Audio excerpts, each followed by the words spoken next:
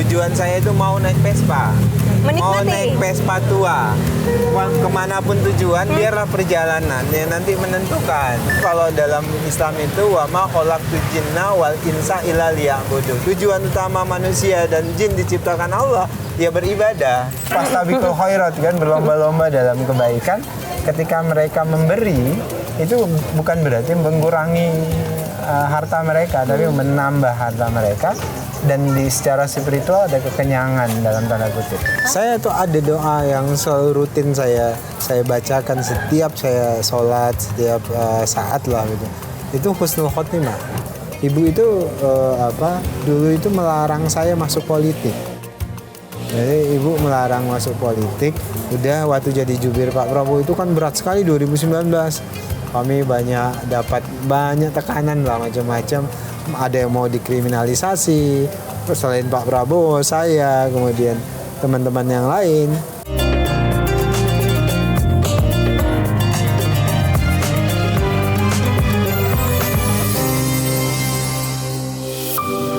Assalamualaikum warahmatullahi wabarakatuh. Bicara tentang perjalanan spiritual yang didapatkan setiap orang berbeda-beda. Ada yang datang di tengah perjalanan kehidupan. Ada yang timbul karena ujian-ujian kehidupan yang telah ia lalui. Namun ada juga yang datang karena dia mengemban tanggung jawab yang sangat besar. Ada juga yang didapatkan saat ia naik haji. Namun naik haji bukan hanya sekadar perjalanan menuju tanah suci. Naik haji adalah perjalanan menuju diri kita untuk versi yang lebih baik.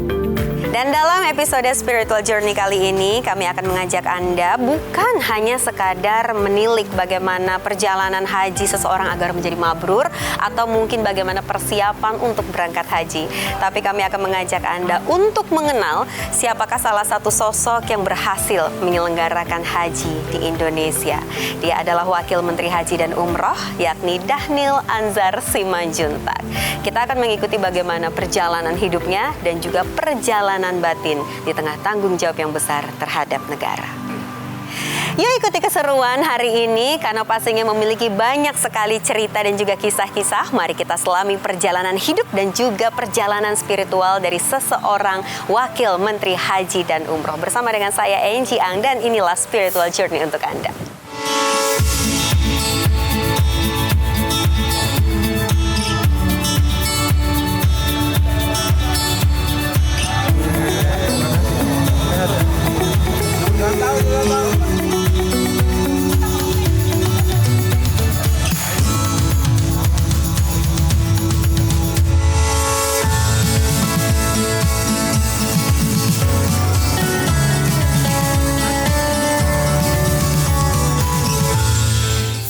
Lihat deh, sini. Ini ada Vespa 2 tak. Ini jadul, tahun berapa ini Bang? Ini tahun 76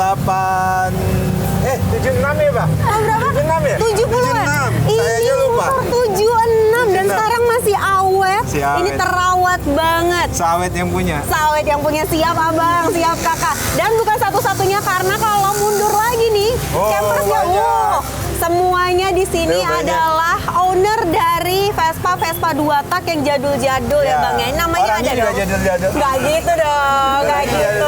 Ini anggota dari apa Bang namanya? Ini SOG namanya, SOG Indonesia, Skuter Owners Group Indonesia. Oke. Ini pendirinya nih yang udah Siap, Abang. tua-tua dari Bandung. Tua Abang dari Boy. Bandung. Itu udah pada maghrib. Waduh. Nah kalau Abang sendiri di sini jadi apa? Saya Ketua Dewan Pembina. SOG. Ketua Dewan Pembina bareng sama Dok Nay berarti kalau touring-touring. Jadi saya punya Citri. aja. Ya, follower. Kenapa? Jadi dulu itu saya udah puluhan tahun pencinta Vespa tua. Istri saya ini nggak suka loh. Katanya apa sih kaleng-kaleng gini katanya. Iya benar. Kaleng-kaleng. Mau dijualinnya, malah dijualin tawarin 5 juta dulu. Ya Allah. Banyak banget yang ngantri. Kolektor gitu. ya yang pada datang. Dia kira ini besi tua apa gitu. Ada orang yang mau pakai gini, nggak masuk di akalnya gitu. Tapi bagi saya yang dan teman-teman ini punya arti luar biasa bagi Apa kita. memangnya Bang? Kita ada filosofi. Vespa tua itu dia memang tua dan rewel gitu dan suka mogok, tapi kami tahu cara mengendalikannya, Merawatnya, gitu. Jadi saya bayangkan loh, ini saja yang sudah tua, apalagi istri nanti pas sudah tua. Waduh, memang apa yang dilihat di media sosial nyata adanya ini ya. Romantisnya dari hati. Anyway, Bang Kak. Awas loh, kamu nanti kenapa? jatuh cinta dengan pencinta Vespa tua Ya di sini. Allah, ya Allah, ya Allah. Tapi yang Suami saya, muda-muda. maafin suami saya. Bercanda ya suami. Bang, ini salah satu dari sekian banyak koleksi. Saya punya 5. Ya, Pak, Udah 5. dijual, Dok? Udah dijual. Ada yang Beberapa. dijual, ada 2 yang dijual, yang kami lelang untuk Palestina. Jadi kami lelang untuk Palestina. Sekarang jadi barang koleksi di SOG Bandung. Oh gitu, kayak museum di pusat, gitu ya? Di museum kan. Tadinya kami jual, Vespa saya warna merah, itu laku 350 juta. Dilelang. Wow. 350 juta, kemudian seluruhnya kami sumbangkan untuk masyarakat Palestina. Jadi Kemudian ada ada satu niatnya lagi yang juga warna ya. seperti ini, kami lelang juga 51 juta. Kemudian kami serahkan sepenuhnya buat Palestina. Jadi Di sisi Vespa lain, saya tinggal 3 sekarang. Tinggal 3, tapi di sisi lain Dok Nay tadi mau jual 5 juta. Nah, Itu itu saya dia. pikir lakunya 5 juta, ternyata 350. Ternyata enggak. Tapi untungnya sekarang uangnya itu ke orang-orang yang membutuhkan Ya, dan juga buat Palestina. Iya, buat Palestina. Palestina ya. Sekarang ini kan Abang merawat yang namanya Vespa tua. Ya. Masih ada 3 sekarang. Di saat orang-orang mungkin kalau kita ya Dok Nay mikirnya kan ada Vespa Matic sekarang gitu ya kan. Simple gitu. Tapi ya balik lagi, ini ada filosofi yang dijalani, yang diyakini. Sementara kalau dilihat di medsos, Abang itu pernah juga buat caption. Katanya biarlah perjalanan membawa kemanapun aku menuju atau apa gitu Bang, iya. kurang lebihnya. Iya kan? Jadi istri saya kalau saya ajak naik Vespa itu selalu nanya, mau kemana sih kita gitu. Udah, saya nggak tahu tujuan saya mau kemana. Sana tujuan saya bukan mau kemana. Tujuan saya itu mau naik Vespa. Menikmati. Mau naik Vespa tua. Kemanapun tujuan, biarlah perjalanan yang nanti menentukan. Begitu juga dengan hidup. Saya selalu katakan ke istri saya, sudah kita jalani saja. Semuanya kita jalani dengan ikhlas. Biarlah kadang-kadang di perjalanan kehidupan kita itu, kita menentukan tujuan kita. Tapi kalau kita beragama ini kan bulan puasa. Orang Islam itu ya tujuannya dalam hidup ya ayyuhalladzina amanu. Kalau puasa ya ayyuhalladzina amanu, ujungnya la'allakum tattaqun, jadi orang bertakwa. Atau kalau dalam Islam itu wa ma khalaqtul jinna wal insa illa liya'budun. Tujuan utama manusia dan jin diciptakan Allah ya beribadah. Jadi biarkanlah tujuan itu nanti yang kemudian di tengah jalan tuh kadang-kadang kan kita harus berhenti sejenak, kemudian harus jalan lagi, kadang-kadang harus ngebut, kadang-kadang harus pelan. Itulah kehidupan. Filosofi bermotor atau Vespaan di jalan ternyata juga masuk di kehidupan. Apalagi gitu, Bang. kalau dengan istri naik Vespanya. Kenapa tuh? Kenapa tuh Bang? Lebih Biar asik. suami saya juga bisa beli habis lebih ini Bang. asik. Gimana Iya, Bang? Vespa tua. Nanti beli, nanti dicarikan. Gitu. Jadi, Anyway, sekarang Abang kalau bulan Ramadan gini touring-touring teman-teman dari Bandung ya tadi ya? dari Abang-abang Bandung. semua ya? Dari Bandung. Berarti hari ini ada jalan-jalannya juga? Oh, kami hari ini mau bakti sosial, jadi kegiatan SOG dan dengan teman-teman itu kita rajin bakti sosial ke panti asuhan, anak yatim, kemudian kumpul buka bersama. Jadi kami bukan sekedar kumpul, tapi selalu punya kebermanfaatan. Jadi kami sampaikan bahwasanya SOG ini bukan gerombolan tanpa makna, tapi gerombolan yang memberi makna dan kebermanfaatan untuk masyarakat. Itu yang paling penting. Dan hari ini ada agenda Bang? Ya, hari ini nanti saya ajak untuk ke tempat panti asuhan. Kita nanti bakti sosial di sana. Bakti sosial. Santunan di sana, baru kemudian buka bareng-bareng. Nanti kamu harus naik Vespa loh. Tapi saya ada helm dong Bang? Ada, helm ya? ada. Harus ya? pakai helm. Ya. SOG tertib lalu lintas. Oh, oke. Oh, itu kali ya helm saya ya? Oh iya, ada Lucu helm. tuh. Helm. Iya nggak sih? Nih. Wih. Nih, SNI, merek SNI. Nanti bayar ya. standar. Ya Allah, udah tolong. Cium dulu, bau nggak? Ya Allah, ini punya siapa? Kalau istri saya selalu begitu. Dia Iya, cek saya dulu. selalu coba dulu nih. Segan jadinya. Oke, kalau gitu sekarang berarti kita akan mengikuti agenda. Memang kita nggak tahu tujuannya kemana, tapi kayaknya nanti akan seperti yang tadi filosofi Abang bilang ya, berhenti-berhenti memberikan manfaat buat orang lain. Sekarang saya akan dibonceng siapa nih Bang? Ayo, siapa yang mau boncengin? Oke, yuk ikut. Ayo. Jalan. Ayo.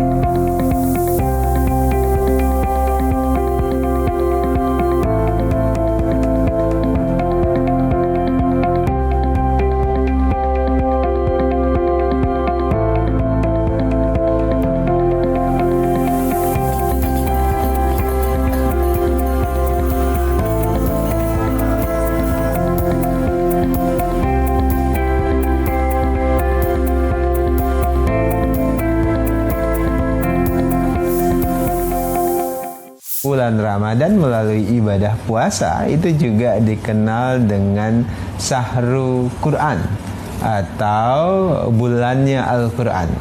Kenapa disebut sebagai Syahrul Quran? Karena di bulan Ramadan juga lah ayat pertama dari Al-Quran itu diturunkan. Iqra, begitu kira-kira pesan yang ingin disampaikan oleh Allah Subhanahu wa taala. Iqra. Jadi kita diperintahkan punya tradisi dan kebiasaan Iqra, membaca. Kalau orang sekarang itu menyebutnya literasi.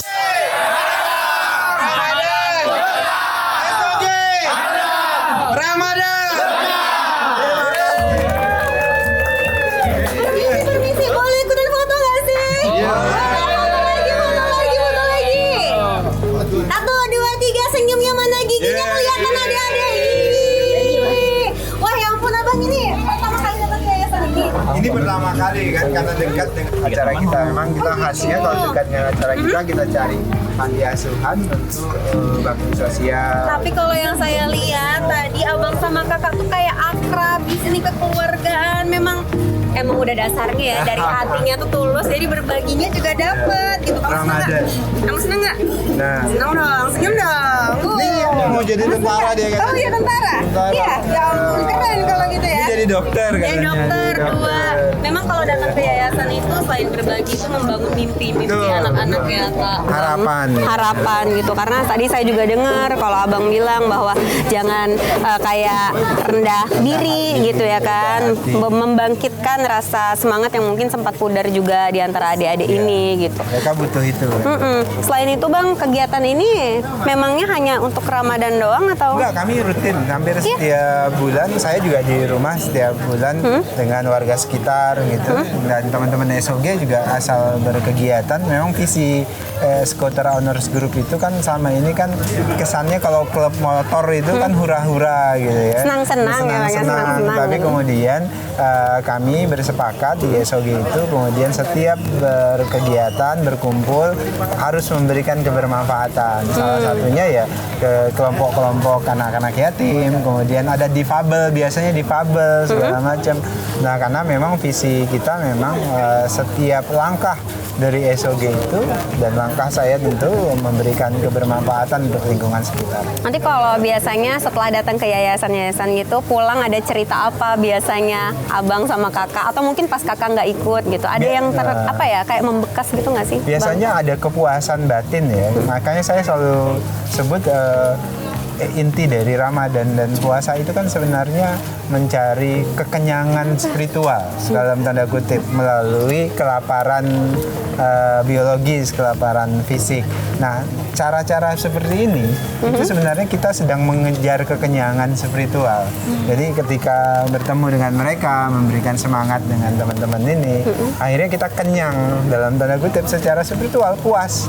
Kan habis ketemu dengan teman-teman, kasih semangat, memberikan harapan buat teman-teman ini, ada kepuasan spiritual, kepuasan batin. Misalnya teman-teman tadi yang ikut nyumbang, mereka setelah ini kan merasa puas secara spiritual. Tadi Ki Geni misalnya, teman-teman ini yang berlomba-lomba kebaikannya dikeluarkan. Ya, ini pastabikul khairat kan, berlomba-lomba dalam kebaikan. Ketika mereka memberi, itu bukan berarti mengurangi harta mereka, tapi menambah harta mereka.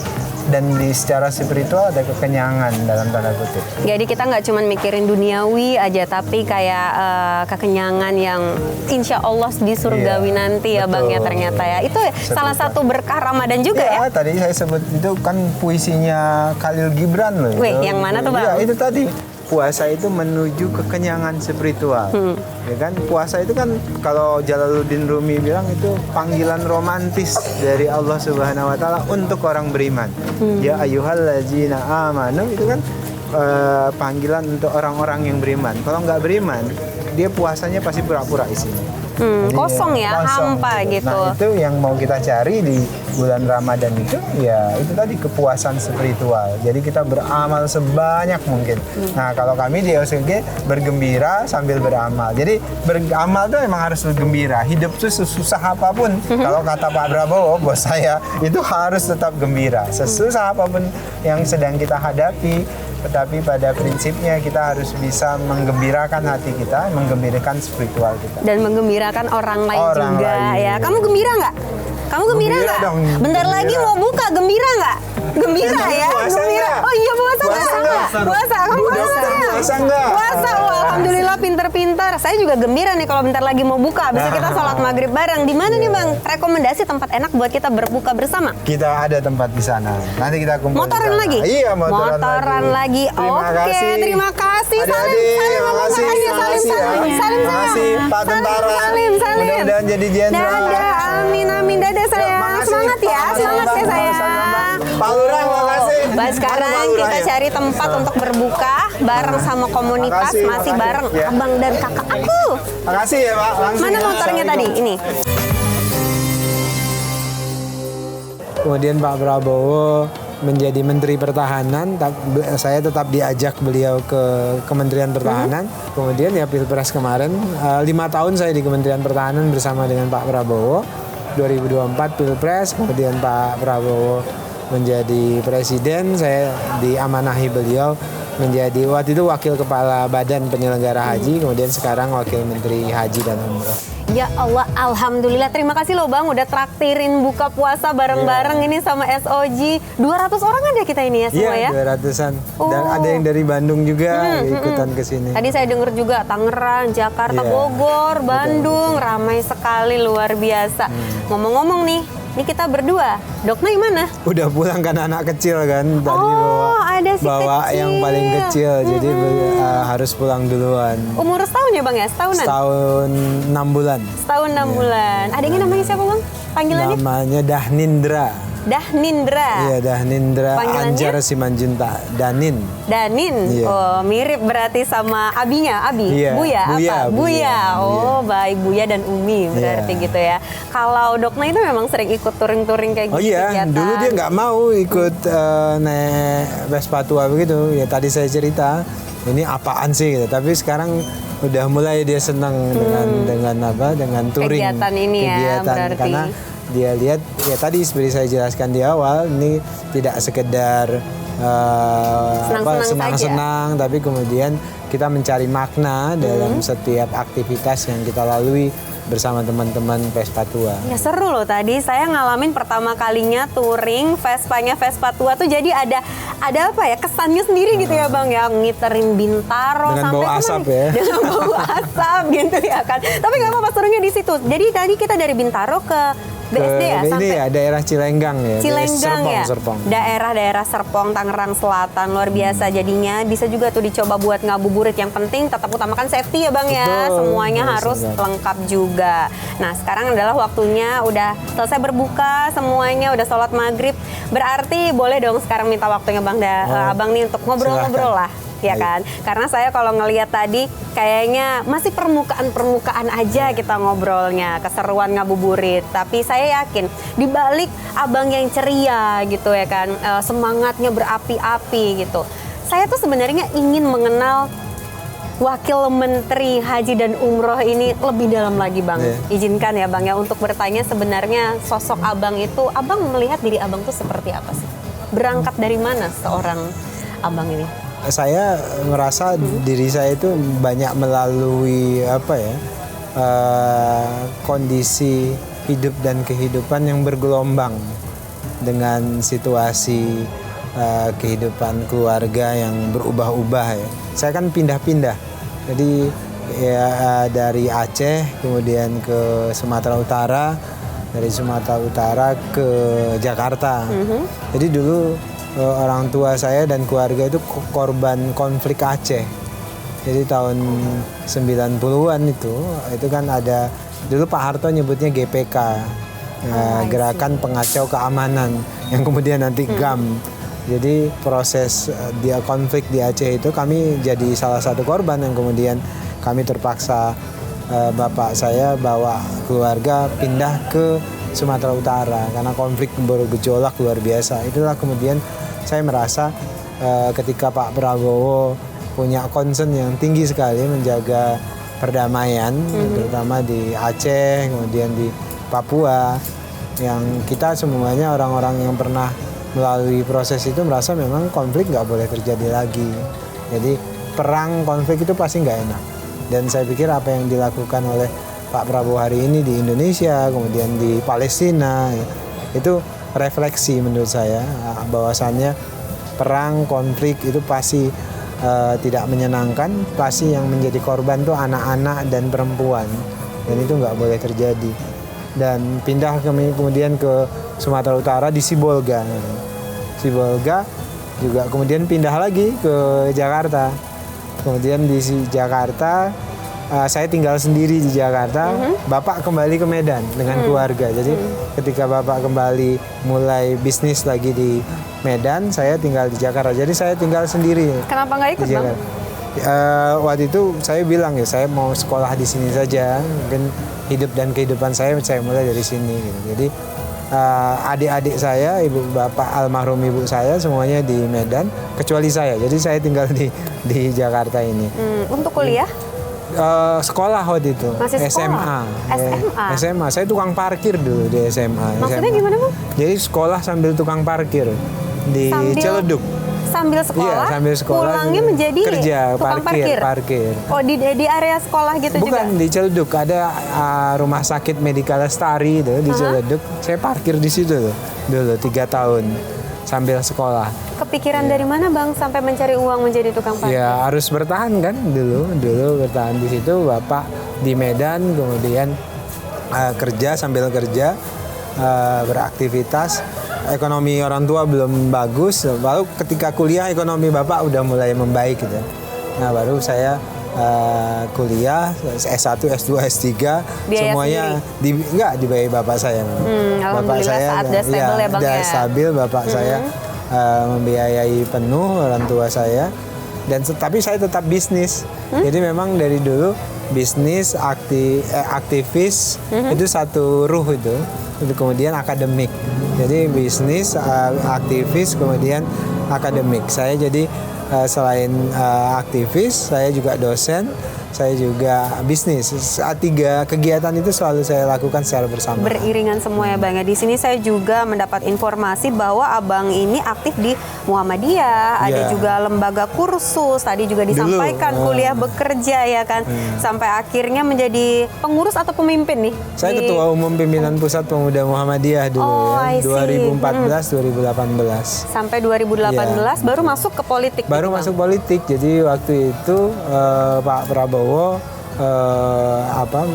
ngundang saya untuk ikut terlibat dalam tim kampanye beliau di 2018 itu. Ya. Nah, Pak Prabowo minta saya jadi koordinator juru bicara pasangan Prabowo Sandi gitu.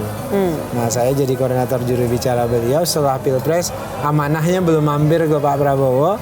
Kemudian Pak Prabowo menjadi Menteri Pertahanan, saya tetap diajak beliau ke Kementerian Pertahanan. Juga sebagai juru bicara Menteri Pertahanan sekaligus juru bicara pribadi beliau. Kemudian saya masuk partai memang mulai 2019 saya masuk ke Partai Gerindra bergabung. Kemudian ya Pilpres kemarin 5 tahun saya di Kementerian Pertahanan bersama dengan Pak Prabowo. 2024 Pilpres, kemudian Pak Prabowo menjadi presiden, saya diamanahi beliau menjadi waktu itu wakil kepala badan penyelenggara haji, kemudian sekarang wakil menteri haji dan umroh. Sebelum kita masuk lagi ke dunia Abang sekarang menggeluti politik ya, Bang ya. Saya tertarik sekali dengan obstacle kehidupan yang selama ini Abang jalani. Pasti ada amalan yang terus-terusan Abang lakukan gitu. Lalu pasti dalam sujud Abang itu ada doa yang tidak pernah putus atau tidak pernah skip untuk dipanjatkan ke Allah Subhanahu wa taala. Karena kan namanya spiritual journey itu kan dia tidak pernah terputus ya, Bang ya, dan itu adalah hubungan kita sama Tuhan kita gitu. Boleh dibocorin nggak sih, Bang, apa? Saya tuh ada doa yang selalu rutin saya bacakan setiap saya sholat, setiap saat lah gitu. Itu husnul khotimah. Bagi saya itu yang paling penting. Jadi ketika kita berakhir kapan, jadi hidup ini kan nggak bisa kita menjudgment orang ketika dia masih dalam proses. Bisa jadi orang yang hari ini jahat, tapi kemudian di akhirnya dia bisa baik gitu. Artinya dia husnul khotimah. Jadi sebenarnya kita nggak punya hak untuk menyebut orang sesat misalnya. Karena semuanya masih dalam proses. Bisa jadi orang tersesat dalam satu perjalanan kehidupan dia, tapi pada akhirnya dia menemukan cahaya kebenaran. Itu yang disebut dengan husnul khotimah. Kan banyak cerita-cerita begitu. Makanya saya dalam hidup dan kehidupan yang saya ajarkan juga kepada anak-anak saya, juga itu yang diajarkan orang tua saya secara spiritual, jangan pernah menghakimi orang. Jadi menghakimi orang itu kan pekerjaan yang paling mudah. Yang paling susah dalam hidup dan kehidupan itu berpikir. Menghakimi itu gampang. Lu salah, lu benar, lu Jadi itu, hakim untuk semua orang itu mudah gitu ya. menghakimi itu. Sama kan hari-hari ini kan orang agak mudah menghakimi. Coba lihat Pak Prabowo itu dihakimi oleh orang yang nggak kenal komitmen beliau misalnya. Kemudian di sosial media coba Anda lihat, orang agak mudah menghakimi orang lain melalui satu posting. Bahkan orang berani membodoh-bodohi orang lain. Bahkan pemimpin pun dibodoh-bodohi. Padahal belum tentu kita jauh lebih pinter dari yang bersangkutan, atau jauh lebih suci atau lebih baik dari yang bersangkutan. Agaknya hari-hari ini yang harus kita refleksikan menurut saya adalah perilaku menghakimi itu. Yang perlu dikembangkan dalam kehidupan hari ini menurut saya adalah merefleksikan perjalanan spiritual itu melalui terus saling berdialog. Nah, saya dalam kehidupan saya, menurut saya yang paling penting itu adalah proses dialektika. Proses perjalanan itu kita bisa tersesat, Mbak. Tapi dalam ketersesatan itu kita pasti berusaha mencari jalan yang benar gitu, kira-kira begitu. Jadi setiap orang pasti mengalami masa sulit, masa nggak benernya, tapi ada masa benarnya dan sebagainya. Yang paling penting adalah di akhirnya kita pada posisi su'ul khotimah atau husnul khotimah. Su'ul khotimah itu artinya berakhir buruk atau berakhir baik. Saya berharap kita tentu dalam hidup saya ini, saya berharap husnul khotimah. Melalui ya seperti anak Vespa perjalanan kita tadi, ya kita jalani saja semua proses itu. Di perjalanan kita akan melihat banyak hal. Di perjalanan kita banyak berinteraksi dengan banyak orang, dan disitulah kita menemui makna, dan pada akhirnya kita akan su'ul khotimah atau husnul khotimah. Nah, dan doa saya itu selalu minta, ya Allah berilah aku kematian atau akhir dari kehidupanku husnul khotimah. Itu yang paling penting buat saya. Karena kehidupan dunia kan sementara ya Bang ya. Iya, aduh.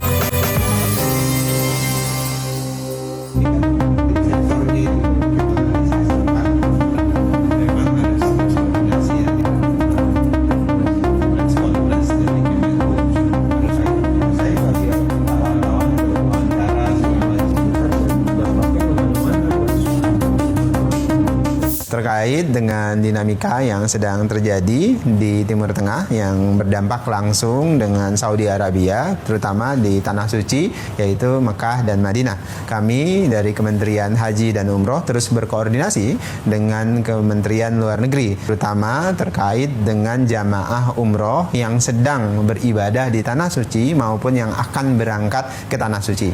Pertama, kami ingin menyampaikan, menghimbau kepada seluruh jamaah umroh yang akan berangkat dalam waktu dekat itu untuk menunda keberangkatan sementara sampai dengan kondisivitas itu benar-benar hadir di Timur Tengah. Hal ini perlu dilakukan untuk memastikan keamanan dan kenyamanan seluruh warga negara Indonesia yang akan menunaikan ibadah umroh di Saudi Arabia. Kemudian yang kedua, untuk jamaah umroh yang sedang menunaikan ibadah di Tanah Suci untuk terus berkoordinasi dengan kantor urusan haji di Tanah Suci maupun dengan konjen di Jeddah maupun dengan pihak-pihak berwenang dari pemerintah Republik Indonesia yang ada di Tanah Suci. Pemerintah dalam hal ini Kementerian Haji dan Umroh dan juga Kementerian Luar Negeri siap memfasilitasi dan memberikan informasi yang cukup maupun perlindungan terhadap jamaah yang sedang menunaikan ibadah di Tanah Suci, dan memastikan maskapai penerbangan, pihak hotel dan sebagainya untuk melindungi dan memfasilitasi mengatasi semua kebutuhan jamaah di tanah suci. Hari ini misalnya ya, dunia kan nggak baik-baik, Mbak. Iya, betul. Sekarang ini dunia nggak baik-baik saja. Di sana sini itu potensi saling mengancam itu muncul. Amerika mengancam China saling mengancam ini, Israel, Palestina, Israel, negara Timur Tengah yang lain semuanya saling mengancam. Jadi anarkisme itu potensi terjadi dimanapun. Di Indonesia pun demikian. Sosial media kita coba setiap hari orang saling memaki satu dengan yang lainnya secara bebas. Tidak ada yang berusaha untuk membangun sedikit yang berusaha membangun dialektika antara satu dengan yang lain. Dialektika tuh harus didasari oleh niat baik, Mbak. Artinya kalau orang mau berdialog itu tujuannya untuk saling mencari kebenaran. Bukan saling menjatuhkan, bukan saling menyalahkan. Nah, kan coba lihat adik-adik kita yang demo misalnya, harusnya yang baru saja terjadi, yang baru terjadi itu harusnya mencari yang benar. Dia mau menegakkan kebenaran, maka lakukan dengan cara yang benar juga.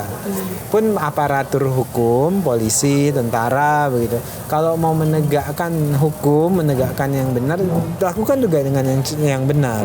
Kalau kemudian ditemukan ada yang tidak benar, maka lakukan juga dengan cara dialektika yang baik. Kalau protes ada dialektikanya. Ada siapa yang mau diprotes? Yang diprotes berikan kesempatan untuk menjawab dan seterusnya. Jangan kemudian kita saling menegasikan, apalagi anarkis. Nah, itulah kenapa Presiden Prabowo itu menurut saya perjalanan spiritual beliau itu sudah jauh menurut saya. Bayangkan beliau sekarang usia 72 tahun, semuanya sudah beliau miliki. Nah, sekarang yang ingin beliau lakukan itu justru adalah tujuan-tujuan spiritual. Apa? Melakukan perdamaian antara banyak negara di dunia ini, memastikan rakyat Palestina supaya dapat hak mereka kemerdekaan dan sebagainya. Sama dengan rakyat Indonesia. Pak Prabowo itu selalu saya lihat secara langsung karena saya mantan jubir beliau hampir 7 tahun. Kalau ngelihat anak-anak yang miskin, anak-anak yang nggak bisa sekolah, tergugah gitu. Nah, menurut saya itu panggilan spiritual beliau. Misalnya MBG itu panggilan spiritual beliau supaya kemudian anak-anak negeri ini dapat akses gizi. Kalau ada kekurangan, ya pasti ada kekurangan. Nah, sekarang PR-nya para pembantu-pembantu presiden itu harus membenarkan yang kurang-kurang sekarang itu diperbaiki. Jangan kemudian niat baik dari presiden itu kemudian terciderai oleh anak-anak buahnya yang tidak bekerja dengan baik. Pun itu koreksinya terhadap saya yang ngurusin haji nih sekarang. Kan saya harus pastikan perintah Presiden Prabowo untuk jamaah merasa aman dan nyaman itu harus terlaksanakan. Gebrakan apa yang mau dibuat, Bang? Karena kan baru 2026 kan ini jadi kementerian. Makanya tahun ini kan kita ingin pastikan pelaksanaan haji itu berjalan dengan aman dan nyaman. Kemudian dorong presiden minta supaya ongkos haji lebih murah, sudah kita buat lebih murah. Kemudian pelayanan nanti jangan sampai ada korupsi, ada rente. Sekarang kami menetapkan zero tolerance terhadap praktek korupsi. Kemudian kita ingin pastikan pelayanan terhadap jamaah itu baik dan sebagainya. Apalagi Pak Presiden meminta persiapan kampung haji dan sebagainya. Ya, kampung haji Indonesia. Jadi, sebenarnya kita hari ini butuh kondisivitas bareng-bareng di dalam negeri. Kenapa di luar negeri ini lagi nggak baik-baik aja, Mbak? Kalau kita pecah belah nih di dalam negeri itu agak mudah tuh nanti kita justru dipenetrasi oleh kekuatan-kekuatan yang dari luar. Makanya Abang di sini sebagai Wamen Haji dan Umroh juga ingin menyatukan itu, karena kan kemarin di bawah Kementerian Agama itu mungkin belum 100% gitu ya Bang ya. Fokusnya masih terlalu banyak gitu. Sekarang saat berdiri menjadi Kementerian Haji dan Umroh lebih mengerucut lagi gebrakan-gebrakan yang tadi Abang sebutkan. Sampai kemarin itu para calon petugas 20 hari itu katanya mendapatkan pelatihan semi militer atau militer? Semi militer lah ya, supaya mereka disiplin, mereka paham tentang komando, mereka punya stamina yang kuat, fisiknya kan banyak juga dari Garuda TV ada juga yang jadi petugas kan lebih disiplin dia sekarang. Saya Nanti dengar saya lebih cross-check. disiplin, lebih udah rajin lari segala macam. Tapi itu kayak kalau saya lihat sepertinya jumlah petugas perempuannya lebih banyak. Oh Bang. iya, tahun ini petugas haji 38,6% itu perempuan. Kenapa, Bang? Sepanjang sejarah pemerintahan, petugas haji nggak pernah tuh besar seperti tahun ini 38%. Kenapa? Karena jamaah perempuan itu lebih banyak, Mbak. Oh. Jamaah perempuan kita 56% jamaah haji itu perempuan. Dan perempuan kan akan lebih nyaman kalau mereka bisa berkomunikasi dan dilayani oleh petugas yang perempuan juga. Gitu. Nah, oleh sebab itulah kami perbanyak petugas perempuan. Oh gitu, terjawab berarti ada masalah hadir dengan memberikan Betul, solusi. betul. Semuanya itu hadir solutif gitu ya. Ibu saya meninggal pada 2019. Kemudian bapak sekarang Alzheimer, artinya beliau nggak ingat apa-apa gitu. Jadi bagi kami sekarang salah satu pengabdian saya dan adik-adik saya terhadap orang tua itu ya jaga bapak yang sekarang Alzheimer. Dan alhamdulillah bapak sepenuhnya dijaga adik saya yang paling kecil ya, yang bungsu nomor 2 ya, dia yang jaga sepenuhnya. Dan kami berlima, saya punya keluarga, adik saya paling tua, 4 adik saya itu. Alhamdulillah kami kompak untuk memastikan semua yang dibutuhkan bapak, semua kesehatan bapak dan segala macam diperhatikan sepenuhnya. Sekarang salah satu yang jadi fokus saya ya itu tadi. Bapak. Ada nggak mimpi dari orang tua yang belum sempat terwujud, Bang? Atau Abang wujudkan? Jadi dulu ibu saya itu meninggal habis pilpres, Mbak. Jadi habis pilpres Ramadan, meninggalnya di Ramadan pertama. Ibu itu dulu itu melarang saya masuk politik. Jadi ibu melarang masuk politik. Udah waktu jadi jubir Pak Prabowo itu kan berat sekali 2019. Kami dapat banyak tekanan lah macam-macam. Ada yang mau dikriminalisasi. Selain Pak Prabowo, saya, kemudian teman-teman yang lain. Nah, ibu itu selalu larang, ya sudahlah nggak usah masuk politik gitu. Ya, kenapa sejak masuk politik banyak masalah, banyak tekanan, selama ini kan saya dosen saja. Dosen relatif stabil gitu. Tapi ketika masuk politik dinamikanya tinggi sekali. Nah, ibu waktu itu sempat minta saya untuk berhenti, tapi saya tidak berhenti. Waktu itu saya sampaikan ke ibu, saya barengan Pak Prabowo ini, saya yakin Pak Prabowo orang baik sepenuhnya. Jadi apapun yang dibilang ibu saya nggak akan berani bantah. Dan adik-adik itu saya ingatin semua, apapun dibilang mama ya udah. Kenapa? Kalau orang tua itu, Mbak, dia bilang apa, nggak mungkin jelek buat anaknya. Selain pembuktian diri, Bang, ada nggak sih unek-unek dalam hati yang ingin Abang sampaikan langsung ke orang tua? Saya bicara orang tua itu bagi saya ya mereka ini batu tangga buat saya dan adik-adik saya. Jadi kami berlima itu hidup dengan dinamika yang tinggi sekali gitu. Jadi kondisi ekonomi yang tersulit, tapi kemudian mapan, kemudian sulit lagi mapan, jadi turun naik gitu. Jadi itu semuanya ya bapak ibu saya gitu. Jadi ibu saya itu orang kampung, Mbak. Jadi ibu itu nggak mendidik dengan kata-kata, tapi diam. Jadi ibu saya itu kalau udah marah dia diam aja. Silent treatment. Dia diam. Bahkan kalau kadang-kadang kalau adik-adik itu melawan, ada satu kata-kata yang bikin kita ketawa di satu sisi, tapi di sisi lain punya makna. Kata-katanya itu begini, ini agak jorok sih gitu. Dia kalau ada adik-adik ngelawan tuh bilang, kalian tahu nggak? Kalian tuh saja saya makan loh. Astagfirullahaladzim. Jadi pengorbanan saya baru ya? paham, Mbak. Jadi ketika ibu-ibu itu, ketika dia lagi makan, tiba-tiba anaknya buang air. Tetap itu dia taruh makanannya, dia cebok, Mbak. Dia nyebokin. Nah itu maknanya, artinya lagi makan pun dia ngurusin apa. Jadi saya tuh bilang ke adik-adik, ibu saya cuma lulusan SMP, Mbak. Jadi apapun yang dibilang ibu saya nggak akan berani bantah. Dan adik-adik itu saya ingatin semua, apapun dibilang mama ya udah. Gitu. Kenapa? Kalau orang tua itu Mbak, dia bilang apa? Nggak mungkin jelek buat anaknya. Pasti yang dia bilangi ke anaknya itu pasti Yang hal yang terbaik baik. ya.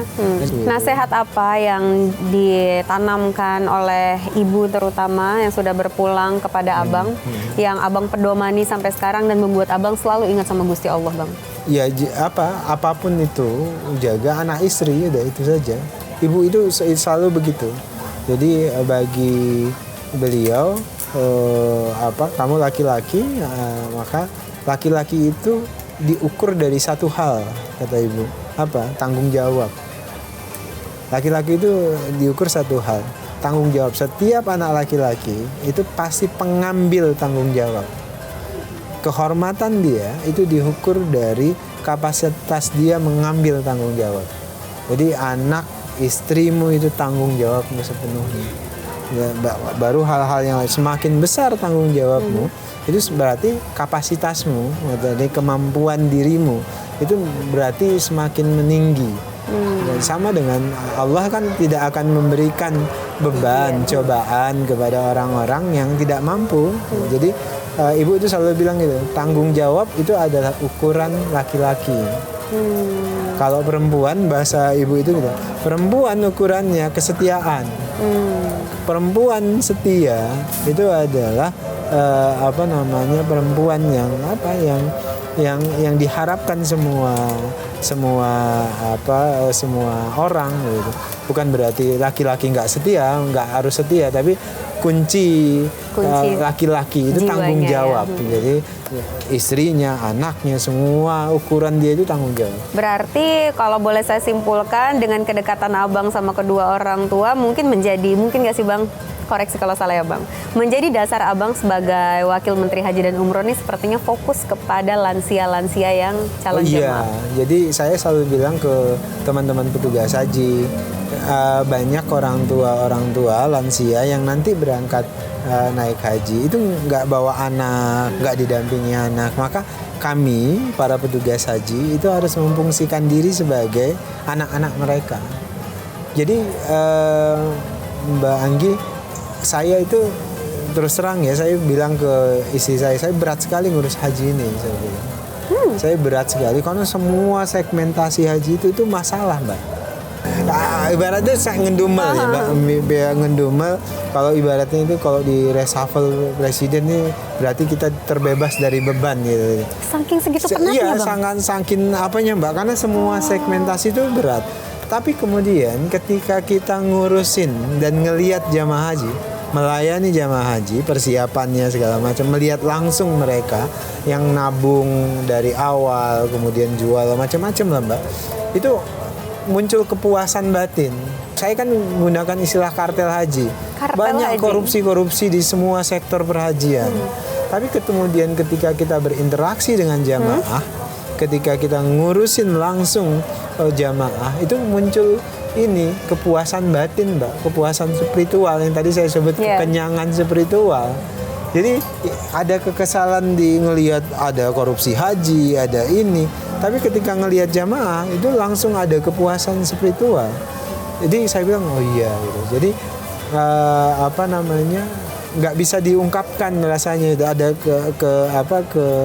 kepuasan spiritual yang itu membuat kita lagi dicas lagi dan semangat lagi gitu.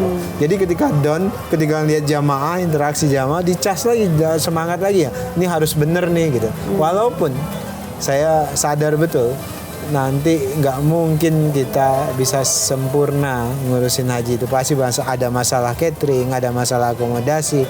Anda aja kalau bikin acara nikahan yang tamunya 5.000, pasti ada masalah kan? Pasti ada catering yang nggak ada masalah, dekorasinya jelek segala macam. Apalagi ini kita ngurus 221.000 orang yang pindah dari satu negara ke negara lain, yang medannya mereka nggak paham. Abang, menarik saat kita bicara dari awal mengenai obstacle kehidupan abang, bagaimana perjalanan spiritual abang kepada Yang Maha Kuasa, Gusti Allah Subhanahu Wa Taala, dan sekarang abang mengemban tugas yang diharuskan untuk amanah, ya kan? Abang punya doa-doa dalam sujud yang tidak pernah terputus. Namun adakah sebuah prinsip yang abang sangat pegang agar amanah ini tidak belok Bang? Apalagi tanggung jawab Iya, mengurusi iya. haji. Maaf nih kalau agak mengintil tapi korupsi ya Iya, kan iya. banyak yang orang dalam lah yang terkait. Bagaimana Abang membentengi diri Abang agar tidak menciderai tanggung jawab yang sudah Abang emban? Satu, saya punya secara teknis cara ya untuk itu. Saya selalu ngomong tentang integritas. Saya selalu ngomong tentang anti korupsi. Saya selalu ngomong ke ASN semuanya supaya jangan macam-macam. Itu benteng buat saya. Artinya yang saya omongin itu berlaku buat saya dulu.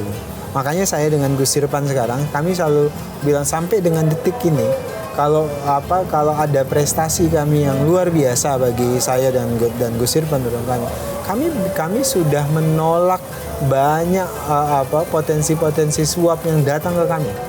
Jadi kalau ditanya gitu, yang potensi suap yang datang ke kami bukan 1 miliar 2 miliar, bisa puluhan miliar.